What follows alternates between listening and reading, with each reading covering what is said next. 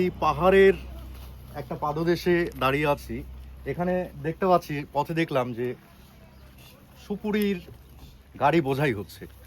এই গোটা পাহাড়, গোটা আসামের যে কোনো জায়গা, সমস্ত পাহাড়গুলো দেখবেন মাঝে মাঝে খুব ঘন হয়ে প্রচুর সুপারি গাছ আছে। এই পাহাড়ি এলাকায় যেসব আশপাশ দিয়ে সুপুরি গাছ রয়েছে, ওই দিক দিয়ে দেখো সুপুরি গাছ রয়েছে। এই গাছগুলোর সুপুরি সব করার পর পারার পর এখানে গাড়ি বোঝাই করা হচ্ছে। আমরা এই দাদাদের সঙ্গে একটু কথা বলি, দেখি এদিকে একটু মাউস করে নিলে হতো। দাদা, এই সুপুরিগুলো এই পাহাড়েরই তো? পাহাড়ে। আচ্ছা, এইগুলো যাবে কোথায়? এদিকে দাদা বিভিন্ন বাজার হাটে যাইবো, আমাদের বাগানে তো আছে। এইগুলো তো কোথাও নিয়ে গিয়ে একটা নির্দিষ্ট কোনো মার্কেটে পাঠানো হয়। দাদা আসামে 32-33টা জেলা আছে, বুঝছো? আচ্ছা, এখন আমরা এই বরাকবিলিতে এতগুলা সুপারি তো কেউ খাইবো না, ঠিক আছে? মানে এক্সপোর্ট ইম্পোর্ট না করলে মানুষ চলবো কিরকম? এগুলো বাইরের রাজ্যে যায়, বাইরে যাবে, মানে সারা দেশেই যায়? সারা দেশে যায়। আচ্ছা, বা এখানে সুপুরির দাম কেমন? দেখুন বড় বড় সুপুরি, আলাদাই সাইজ।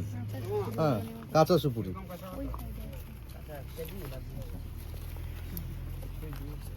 এখানে এই সুপুরির দাম কেমন?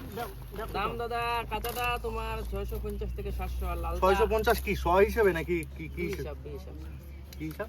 বি হিসাব। মানে কি রকম সেটা? 400টা, 400টা সুপুরি 600 টাকা? 600 টাকা।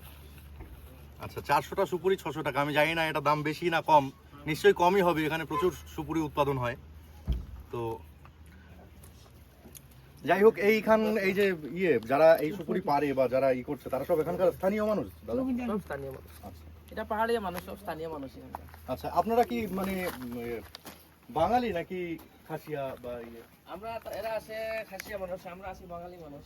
আচ্ছা, আপনার বাড়ি কি এখানেই? আমার বাড়ি এখানে। সব জায়গায় মানুষ মিক্স আছে। আচ্ছা, ঠিক আছে, চলো। হ্যাঁ।